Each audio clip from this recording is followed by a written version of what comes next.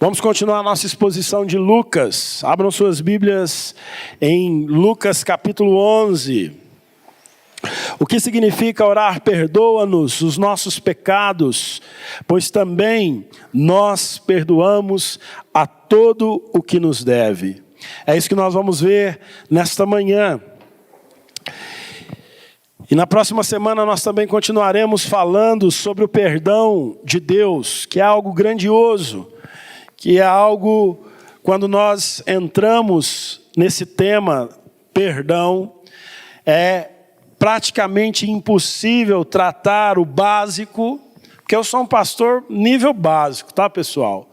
Tem pastores aí que são nível profundo, mas até eu, que sou nível básico aqui, estou ali na superficialidade teológica, quando nós vamos tratar do perdão de Deus. O básico acerca do perdão de Deus não dá para ser tratado em 25 minutos, que é o tempo que eu tenho agora.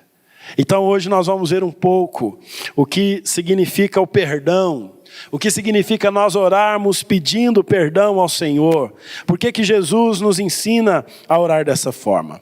Mas como temos feito todos os domingos, vamos ler toda a oração do Pai Nosso juntos, registrada aqui em Lucas 11, de 1 a 4. De uma feita, estava Jesus orando em certo lugar. Quando terminou, um dos seus discípulos lhe pediu: Senhor, ensina-nos a orar, como também João ensinou aos seus discípulos.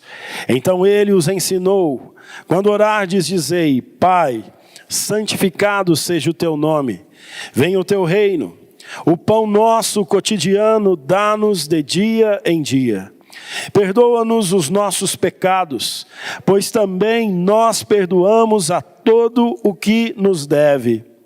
E não nos deixes cair em tentação. Amém. O que nós podemos aprender quando Jesus nos ensina a orar pedindo perdão pelos nossos pecados? É interessante que nós vemos aqui no Sermão do Monte que o Senhor Jesus, ele segue uma lógica. E primeiramente ele nos ensina a orar pela glória de Deus. Santificado seja o teu nome, venha o teu reino, seja feita a tua vontade. Então Jesus nos ensina a priorizarmos a glória de Deus em nossas orações. Mas Jesus também nos ensina que nós devemos pedir por nós mesmos. E nesse sentido ele nos ensina a orar pelas nossas necessidades diárias. O pão cotidiano dá-nos hoje. E logo depois de nos ensinar a pedirmos pelas nossas necessidades físicas e materiais, o Senhor nos ensina a orar pedindo pelo perdão de pecados. Porque o perdão dos nossos pecados é tão essencial para a nossa vida saudável quanto o pão que nos alimenta, quanto a roupa que nos veste. Porque uma pessoa culpada adoece. Porque uma pessoa que se sente culpada não consegue viver em paz. A paz que excede todo entendimento, a paz que só o Senhor Jesus pode dar. Então, após nos ensinar a clamar pelo pão, agora Jesus nos ensina a clamar pelo perdão. E por que que ele nos ensina a clamar pelo perdão? Porque todos nós, eu e você, temos uma dívida com Deus impagável. Há uma dívida que existe no nosso relacionamento com Deus, que nós não podemos pagar de maneira alguma. Nós não podemos pagar a nossa dívida com dinheiro. Nós não podemos pagar a nossa dívida com o nosso trabalho.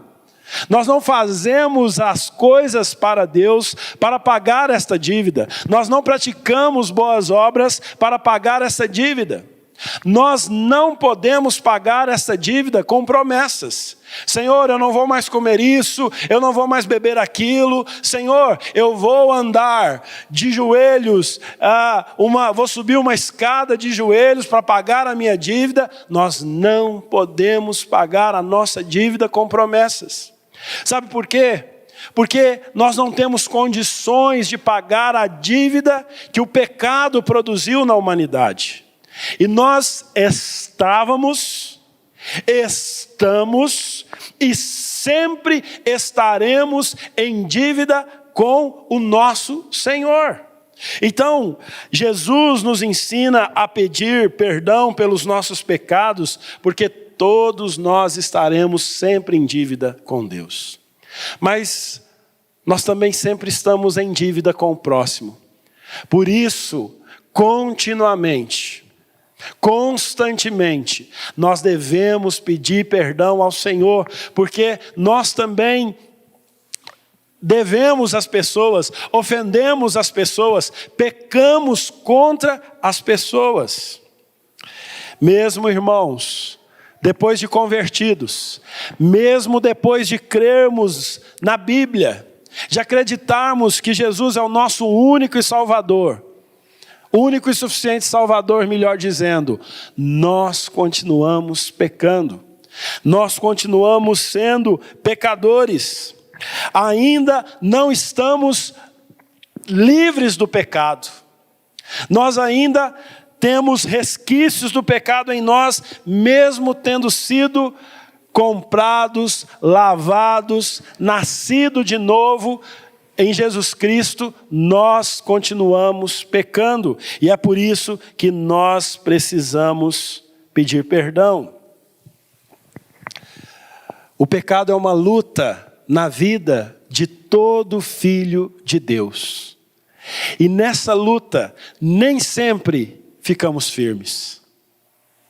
Nesta luta, constantemente nós caímos.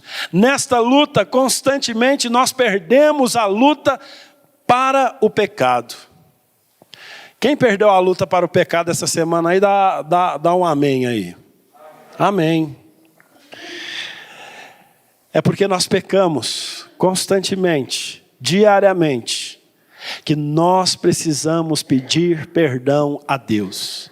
E por pecarmos e não termos condições de pagar pelo nosso pecado, a única maneira para solucionarmos a nossa dívida é suplicarmos por perdão.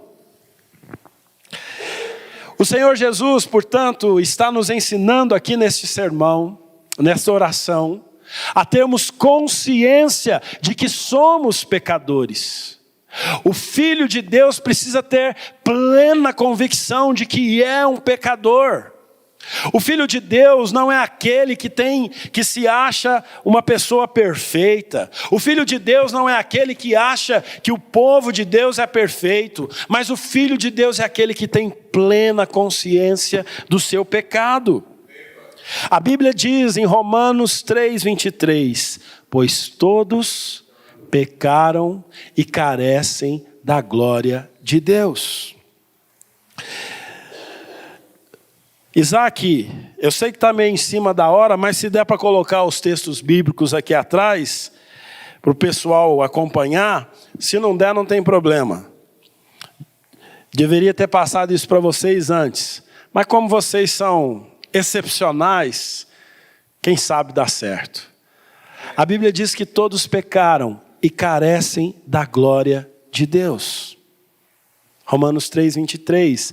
Em Romanos 8, versículo 34, Jesus disse o seguinte: em verdade vos digo, todo que comete pecado é escravo do pecado.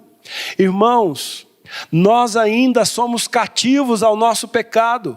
Essa é uma realidade triste, essa é uma realidade dura, mas nós ainda somos pecadores, porque Jesus disse, quem comete pecado é o quê? Escravo do pecado. E se você cometeu o pecado hoje, você é um pecador e um escravo do pecado. Infelizmente, esta é a nossa realidade. A nossa triste realidade, que nós precisamos ter consciência. A primeira consciência é que todos pecaram. É interessante que a Bíblia diz, no Salmo 51, Davi dizendo que em pecado ele foi concebido. Então veja, um bebê no ventre da sua mãe já é pecador? Sim ou não? Sim, nós já nascemos em pecado, nós já nascemos pecadores. É interessante que você não precisa ensinar a uma criança como não se comportar. Você não precisa ensinar uma criança a pecar. Ela já faz isso por natureza, porque nós somos pecadores. O apóstolo Paulo, em Romanos 7, em Romanos 6, 20, diz assim: porque quando erais escravos do pecado, estáveis isentos em relação à justiça.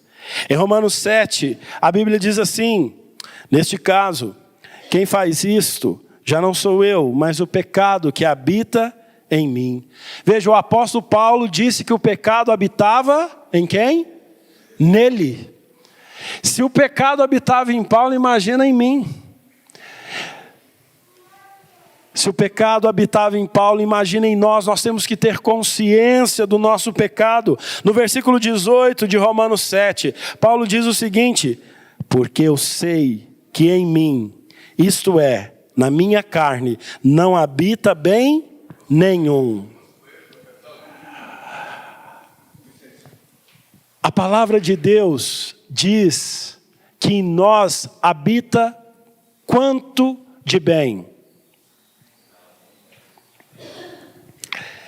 Eu acho engraçado alguns crentes que dizem: eu sou um bom marido. Eu acho engraçado alguns crentes que dizem: eu sou um bom profissional. Alguns crentes que dizem: eu sou um bom diácono, um bom pastor, um bom sonoplasta. É interessante que o apóstolo Paulo disse que nele não habitava bem nenhum. E por que Paulo dizia isto? Porque ele tinha consciência de que era um pecador. Quando Jesus nos ensina a orar, perdoa os nossos pecados, nós devemos criar em nós essa consciência de que somos pecadores. Ainda no versículo 18, o apóstolo Paulo diz o seguinte: pois o querer o bem está em mim, não porém o efetuá-lo. Porque não faço o bem que prefiro, mas o mal que não quero, esse faço. Mas se eu faço o que não quero, já não sou eu quem o faz, e sim o pecado que habita em mim. Gente, vamos falar a verdade. Depois que nós conhecemos a Cristo, nós não queremos mais pecar. Mas nós queremos fazer o bem, nós queremos fazer aquilo que é a vontade de Deus. Mas a Bíblia está dizendo que nós não fazemos por quê? Por causa do pecado. E esse pecado habita onde? Em nós. O pecado habita em nós. No versículo 21, o apóstolo Paulo diz o seguinte: então, ao querer fazer o bem, encontro a lei de que o mal reside em mim. Porque no tocante ao homem interior, tenho prazer na lei de Deus, mas vejo nos meus membros outra lei, que guerreando contra a lei da minha mente, me faz prisioneiro da lei do pecado que está nos meus membros. Você precisa entender uma coisa, nós precisamos entender uma coisa. Por mais que nós tenhamos prazer na lei de Deus, enquanto nós estivermos aqui nesta terra, nós devemos ter consciência da guerra que há entre a nossa carne, os nossos membros. Paulo fala: no meu coração, no meu interior, há um prazer na lei de Deus, mas a minha carne ainda está habitando o pecado. Então, meus irmãos, às vezes eu fico observando algumas das nossas atitudes e parece que nós temos sérias dificuldades em reconhecer que nós somos pecadores. Quando nós vamos falar dos nossos casamentos para outras pessoas, nós falamos como se eles fossem perfeitos.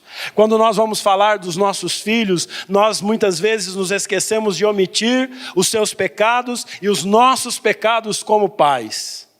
Quando nós vamos falar da nossa denominação, da nossa igreja, nós nos esquecemos de dizer que esta igreja é a congregação que reúne os pecadores. Então, nós não precisamos ter vergonha do nosso pecado. Nós não precisamos esconder o nosso pecado. Porque, em primeiro lugar, Deus conhece todos os nossos pecados. Em segundo lugar, a você que pensa que ao dizer que a sua vida é perfeita, que a sua fé é perfeita, que a sua família é perfeita, que a sua igreja é perfeita, não se iluda. Nós também sabemos que não é assim. O que Jesus nos ensina é termos a consciência de que nós somos pecadores. Não podemos enganar a nós mesmos. Não podemos querer enganar a nós mesmos e aos outros, achando que não somos pecadores. Negar que somos pecadores é negar a palavra de Deus, porque a Bíblia é quem diz que somos pecadores. 1 João, capítulo 1, versículo 10, a Bíblia diz assim: se dissermos que não temos cometido pecado, fazemo-lo mentiroso, e a sua palavra não está em nós. Eu me lembro de uma vez um homem que veio aqui à nossa igreja num culto de quarta-feira e ele disse: pastor, tem 15 anos que eu não peco. Eu falei: então acabou os 15 anos, meu irmão, porque você pecou agora, certo? Se nós falarmos que não temos pecado, nós somos o quê? Mentirosos. E o que não está em nós? A palavra de Deus. A Bíblia, meus irmãos, nos ensina a ter essa consciência de que somos pecadores e seremos para sempre aqui nesta terra. No entanto, a Bíblia também nos mostra que quanto mais nós conhecemos ao Senhor, mais nós temos consciência de que nós somos pecadores. Essa atitude de se achar melhor do que as outras pessoas, essa atitude de se achar mais santo do que as outras pessoas, essa atitude de falar: olha, eu sou mais santo, eu sou mais crente, eu tenho mais fé, não é a atitude de pessoas que estão próximas de Deus. Pessoas que não têm consciência do pecado, elas estão distantes do Senhor. Eu quero citar aqui 1, 2, 3, 4, 5, 6 personagens bíblicos que demonstraram a sua consciência de pecado. A primeira é Pedro.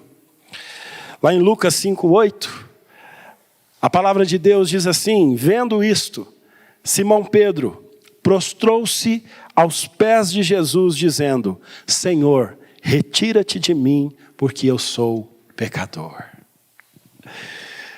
Tem gente que acha que Deus tem que estar perto dele, né?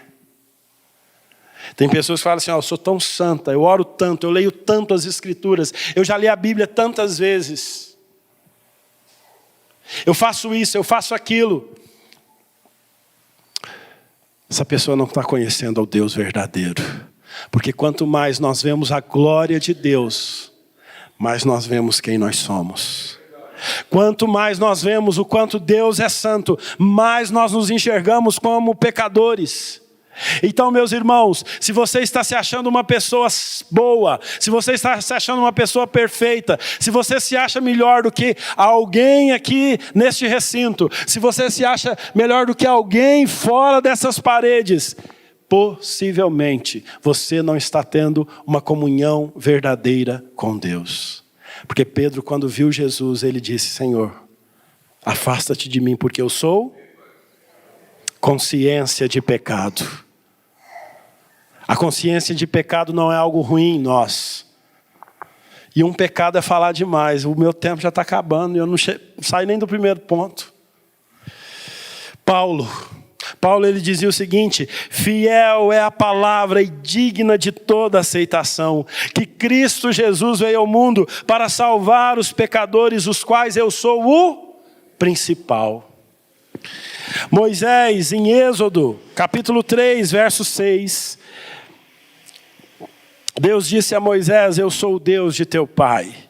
Deus de Abraão, o Deus de Isaque, o Deus de Jacó. Moisés escondeu o rosto, porque temeu olhar para o Senhor. Quanto mais próximo da glória de Deus, mais humilhado nos sentimos. Mais pecadores temos consciência que somos. Jó, no capítulo 42, nos versos 5 e 6, ele disse: eu te conhecia só de ouvir, mas agora os meus olhos te veem, por isso me abomino e me arrependo no pó e na cinza. Só se arrepende dos seus pecados quem conhece o Senhor de fato. Quando nós não conhecemos a Deus, nós não achamos que aquilo que nós praticamos é pecado. Quando nós não conhecemos ao Senhor, nós achamos que está tudo certo. Mas quando nós experimentamos a santidade de Deus, quando nós vemos a Deus como Jó o viu, quando nós temos um encontro com Deus como Jó teve, nós nos arrependemos dos nossos pecados. Percebam que arrependimento não é algo que vem de nós, não é algo produzido por nós, mas o arrependimento é um reflexo da glória de Deus nas nossas vidas. Isaías, no capítulo 6, verso 1 até o 5, ele diz o seguinte: no ano da morte do rei Uzias, eu vi o Senhor assentado sobre um alto e sublime trono. E as abas de suas vestes enchiam o templo. Serafins estavam por cima dele. Cada um tinha 6 asas. Com 2 cobria o rosto, com 2 cobria os seus pés. E com 2 voava. E clamavam uns para os outros, dizendo: Santo, Santo, Santo, é o Senhor dos exércitos. Toda a terra está cheia da sua glória. As bases do limiar se moveram, a voz do que clamava, e a casa se encheu de fumaça. Então disse eu: ai de mim, estou perdido, porque sou homem de lábios impuros, e habito no meio de um povo de impuros lábios. E os meus olhos viram o Rei, o Senhor dos exércitos. Se você tem consciência de que é um pecador, é porque você já viu a Deus. É porque você conhece a Deus. A consciência do pecado não é algo ruim nas nossas vidas. Mas a consciência do pecado é resultado do mesmo encontro que Pedro, que Paulo, que Jó, que Isaías tiveram com Deus. Não deixe o pecado abater o seu coração e a alegria no seu coração. Não deixe a luta do pecado vencer, porque se você tem consciência do seu pecado, tenha consciência de que Cristo já venceu o seu pecado na cruz do Calvário. Eu quero dizer que a consciência do pecado não é algo negativo, mas é algo positivo. A consciência do pecado é fruto, é resultado de alguém que já teve o seu encontro com Deus. Se você está assim nesta manhã: Deus, eu preciso mudar. Senhor, mais uma santa ceia, 1 mês se passou e eu ainda estou aqui confessando o mesmo pecado. Se você está desse jeito, isso é positivo. O problema é se você pensar: está tudo certo comigo. Eu sou garotão nota 10. Vocês conhecem o garotão nota 10 da Bíblia? O garotão nota 10 é aquele rapaz de Marcos 10. Porque ele chega para Jesus e Jesus fala assim, ele fala: o que eu tenho que fazer para entrar no céu? Jesus diz: olha, guarda os mandamentos. E o que ele responde? Tudo isso eu faço. E o homem ainda era rico. Pensou aí, as mães de menina solteira casar com um jovem crente rico? É 2 coisas meio difíceis, né? Mas aquele homem, ele se considerava o garotão nota 10. Quantas vezes eu e você não estamos nos considerando o garotão nota 10? No entanto, aquele homem estava equivocado. Sabe o que é o problema? da igreja. Sabe o que é o meu problema e o seu problema? Quando nós nos achamos os garotões nota 10. Aquele jovem não conseguia reconhecer o seu pecado. Aquele jovem não conseguiu reconhecer, diferente destes homens, quando aquele jovem viu a Deus, viu a Jesus e achou-se digno diante de Jesus. Estes homens aqui, Pedro, Paulo, Moisés, Jó, Isaías, viram o Senhor e disse: Senhor, eu sou pecador. Eu sou o principal dos pecadores. Senhor, eu preciso me arrepender. Senhor, eu estou perdido porque sou um homem de lábios impuros. Esse sentimento, irmãos, só existe em quem teve um encontro com Deus. E quem tem visto Deus constantemente. Ezequiel, lá no livro de Ezequiel, capítulo 1, verso 28, diz assim: como o aspecto do arco que aparece na nuvem em dia de chuva, assim era o resplendor em redor. Esta era a aparência da glória do Senhor. Vendo isto, caí com o rosto em terra e ouvi a voz de quem falava. A gente tem que tomar muito cuidado, sabe, irmãos, para não andar com o nariz em pé, espiritualmente falando. E Deus é bom em voltar o nosso nariz para onde ele deve ficar, no pó. Vocês se lembram que quando Israel se ensoberbeceu, a Bíblia diz que foram colocadas argolas e eles foram levados para o cativeiro de cabeça baixa, humilhados.